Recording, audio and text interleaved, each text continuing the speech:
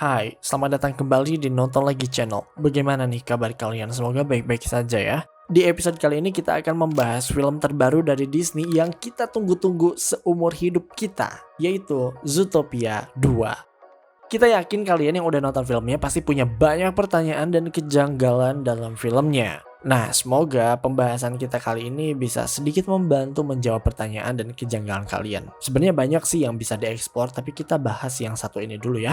Untuk episode ini kita akan membahas Zootopia yang perlahan-lahan akan mengalami bencana karena teknologi yang mereka gunakan. Sebuah bencana yang berbahaya dan mengancam nyawa siapapun yang ada di sana. Tonton video ini hingga akhir dan bersiaplah.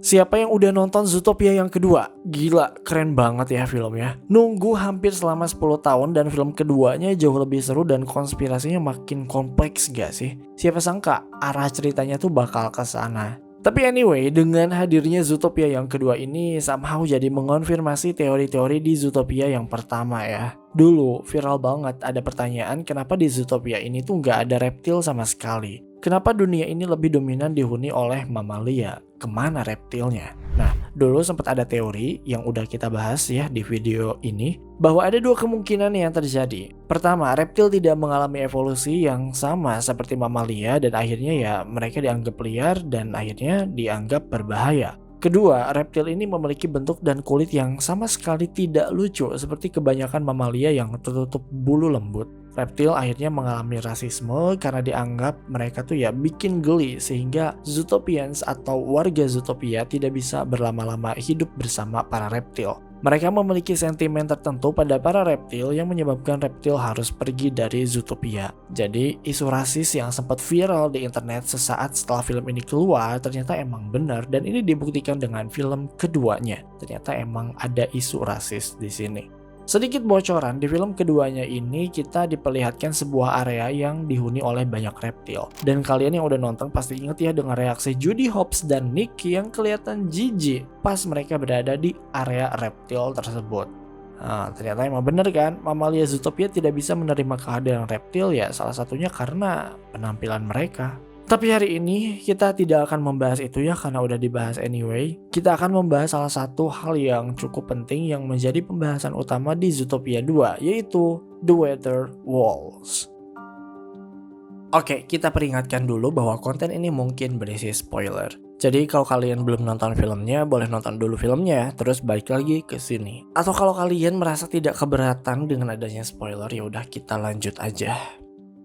Jadi, Zootopia 2 ini seperti yang sudah kita sebutkan sebelumnya memiliki cerita dan konspirasi yang lebih kompleks. Kalau yang pertama mengungkap konspirasi kenapa mamalia yang sudah berevolusi bisa berubah menjadi buas. Nah, kalau yang kedua ini mengungkap konspirasi tentang sebuah pemukiman reptil yang ternyata sengaja dihapus oleh pihak tertentu.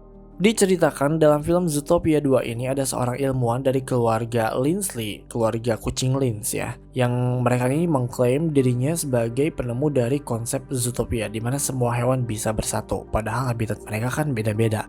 Nah, itu bisa diwujudkan dengan adanya The Weather Walls atau dinding cuaca yang bisa memberikan kebutuhan hidup para hewan sehingga mereka bisa tinggal di satu tempat yang sama. Nah, konsep yang sangat brilian ini diklaim oleh keluarga Linsley dan membuat mereka merasa berada di atas angin. Mereka merasa lebih baik dari hewan lain ya secara mereka adalah penemu dari konsep Zootopia dan The Weather Walls. Hingga pada akhirnya ketahuan bahwa keluarga Linsley bukanlah penemunya. Ternyata leluhur mereka mencuri konsep ini dari seekor ular bernama Agnes the Snake. Dan bahkan memfitnah Agnes the Snake sebagai pembunuh. What?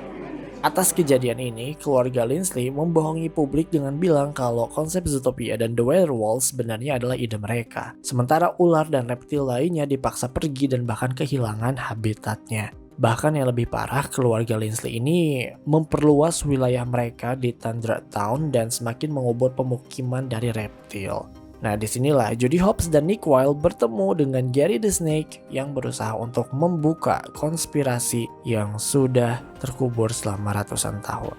Nah, dari cerita ini kita bisa menyadari akan satu hal, yaitu betapa pentingnya dari The Weather Walls di universe Zootopia ini. Dalam film keduanya kita bisa melihat isi dari dinding tersebut yang ternyata berisi mesin dan ruang kontrolnya. Tapi yang paling penting adalah The Weather Walls telah menjadi salah satu penopang hidup bagi para penduduk yang ada di universe Zootopia. Mereka tidak mungkin bisa hidup tanpa adanya The Weather Walls ini. Namun, setelah kita pulang dari bioskop dan memikirkan kembali teknologi itu, kayaknya ada yang salah deh. What? Konsepnya emang brilian, tapi mungkin lama-kelamaan dinding itu akan menyebabkan bencana di sana. Sebuah bencana yang lambat laun menghampiri mereka. Ini bukan persoalan akan terjadi atau tidak, tapi lebih ke persoalan waktu, karena bencana ini pasti akan terjadi. Seperti yang telah kita ketahui, di universe ini terdapat 4 daerah besar yang semuanya dipisahkan oleh The Weather Walls. Ada Rainforest District, ada Tundra Town, ada Sahara Square, dan terakhir ada Savannah Central. Nah, Zootopia ini ada di Savannah Central ya. Nah, keempat wilayah ini memiliki ciri khas masing-masing, disesuaikan dengan habitat para penghuninya. Jadi ada yang benar-benar kering ataupun benar-benar basah. Ada yang dingin banget, ada juga yang panas banget. Dan semua itu bisa terjadi karena pengaruh dari The Weather Walls. Secanggih-canggihnya dinding ini yang bisa memberikan kehidupan pasti ada dampak negatifnya. Dan salah satunya adalah mengenai suhu udara yang tidak biasa. Oke, jika kita lihat, The Weather Walls ini sebenarnya memiliki prinsip yang sama seperti kulkas atau freezer. Kita tahu ya, kalau kulkas itu kan dingin di dalamnya. Tapi jangan lupa, kulkas itu juga tetap panas kalau misalnya kita lihat di bagian belakangnya. Jadi dingin di dalam tapi panas di luar, khususnya di bagian belakang. Nah, prinsip ini digunakan di The Weather Walls, khususnya untuk daerah Tundra Town dan Sahara Square. Ke Tundra Town, The Weather Walls ini menyemburkan udara dingin, sementara udara panasnya disalurkan ke Sahara Square. Pada awalnya kita menganggap bahwa prinsip ini ya sangat jenius. Namun, kalau dipikir-pikir, ide ini tidak selamanya jenius karena berpotensi membahayakan. You see, kulkas sebenarnya bukanlah alat rumah tangga yang banyak memakan energi. Hanya saja karena dinyalakan selama 24 jam non-stop, jadinya energi yang dipakai cukup banyak. Ini tentu saja sedikit demi sedikit berpotensi pada perubahan iklim karena pemanasan global. Hal ini disebabkan karena banyak karbon dioksida yang dilepas ke atmosfer. Mungkin kalau kulkas aja efeknya nggak kerasa ya, tapi bayangin jika kulkas itu sebesar tembok raksasa yang ada di Tiongkok, yang mungkin ukurannya masih lebih kecil dibanding The Weather Walls yang ada di Zootopia. Entah bakal separah apa lingkungan yang ada di sana. Dampak yang paling nyata adalah dari pemanasan global yang ekstrem, di mana lapisan ozon semakin menipis sehingga suhu udara yang gila panas banget.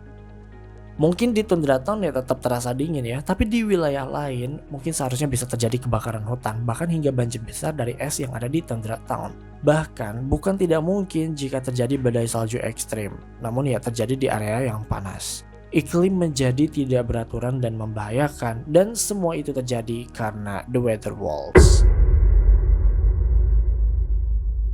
Selain itu, coba kita perhatikan apa yang terjadi di Sahara Square. Jika The Weather Walls ini melepas dingin ke Tundra Town, maka Sahara Square akan amat sangat panas. Walaupun pada kenyataannya yang namanya gurun ya pasti selalu panas ya. Tapi dengan menggunakan dual weather ini yang panasnya emang dari mesin ya, selain membuat global warming makin parah, udara yang terjebak di sana juga akan naik ke atas udara. Dan di sana dia tidak berhenti, tapi bertemu dengan udara atau angin dari wilayah lain, dan ini bukanlah sesuatu yang bagus. Ketika di atas bertemu dengan udara panas dari Sahara Square dan udara dingin dari Tundra Town, dan mungkin ada udara lembab juga ya dari Rainforest District, maka akan terjadi badai pasir ekstrim.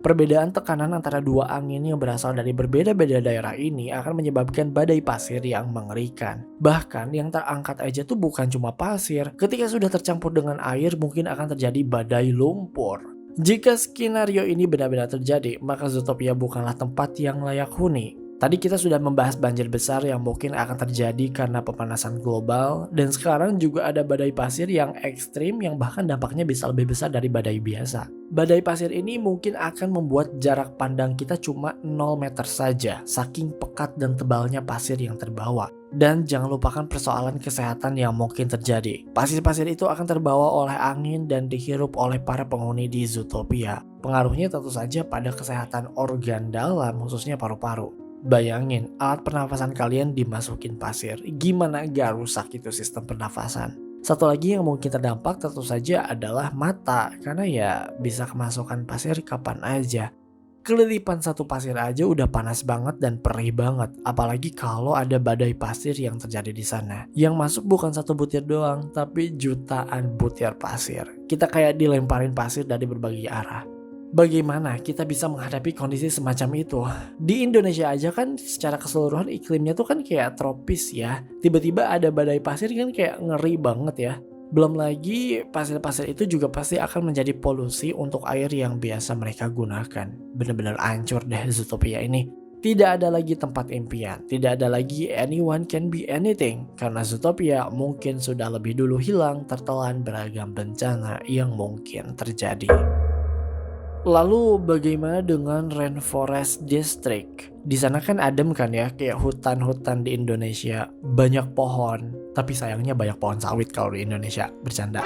Tapi emang di Rainforest District itu kan kayak banyak pohon gitu ya, hutan hujan. Kelihatannya sih gak bakalan ada bencana yang terjadi. Tapi ya lagi-lagi kita ingatkan bahwa itu adalah hutan buatan, bukan hutan alami. Yang namanya buatan makhluk hidup tidak akan bisa menandingi dengan apa yang sudah ada alias yang alami. Mungkin mereka bisa menanam banyak pohon. Pohonnya yang beneran yang bisa nahan air dong ya, yang punya daun lebat gitu. Untungnya emang kita nggak pernah ngelihat ada pohon sawit ya di Zootopia ini, karena emang pemerintahnya tuh nggak punya lahan sawit sampai berhektar-hektar. Makanya itu nggak pernah melihat ada banjir di Zootopia ini. Orang pohonnya juga kan yang bagus-bagus. Pohon-pohon besar yang literally ada di hutan gitu ya. Walaupun pohonnya juga bagus, ada satu hal yang tidak bisa mereka ganti, yaitu tanah. Tanah yang ada di hutan yang alami akan cenderung lebih subur dibanding dengan tanah pada umumnya. Walaupun ya tidak semua area kaya akan nutrisi ya. Tapi hal ini bisa sangat dipahami karena tanah di hutan itu ya lebih banyak humus, lebih lembab, strukturnya juga lebih gembur. Itu adalah tanah yang sangat cocok untuk pertumbuhan pepohonan. Pohon tumbuh subur, akarnya juga keras, kuat menancap, maka jika terjadi hujan tidak akan terjadi banjir. Tapi intinya di Zootopia ini walaupun pohon-pohon yang tumbuh di sana bukan sawit alias pohon-pohon besar, tetap akan terjadi banjir karena emang tanahnya adalah tanah buatan. Itu bukan tanah alami yang cocok untuk pertumbuhan dari pepohonan. Maka jika terjadi hujan lebat yang walaupun bisa diatur, tapi efek pemanasan global yang mungkin bisa mencairkan es yang ada di Tundra Town sangat mungkin terjadi. Nah, dari pemaparan di atas, Zootopia is doomed. Zootopia sebenarnya berada dalam bahaya alias berada di ambang kehancuran. Udara panas yang gila, di saat bersamaan ada badai pasir yang ekstrim namun tiba-tiba bisa terjadi banjir. Dan semua itu disebabkan oleh apa? The weather walls. Walaupun sampai sekarang tidak pernah ada bukti bahwa di Zootopia pernah terjadi bencana, tapi ini adalah skenario buruk yang mungkin saja terjadi. Mereka tidak bisa tinggal diam karena lingkungan semakin rusak dan para penghuninya berada dalam bahaya. Somehow ini bikin kita penasaran juga. 4 wilayah yang ada di Zootopia sebenarnya memang ada di dunia kita ya, di dunia nyata. Kita punya Gurun Sahara, ada hutan hujan Amazon, ada kutub utara dan selatan. Tapi ya semuanya baik-baik aja, kecuali memang pemanasan global yang semakin menggila. Namun kita bisa menyadari bahwa ada kekuatan yang sangat besar yang membuat semua hal bisa berjalan sesuai dengan sistemnya masing-masing. Sehingga kita sebagai manusia bisa bertahan hingga saat ini. Oke guys, itu dia teori gelap Disney Pixar part 69. Apakah kalian setuju dengan teori ini? Komen di bawah.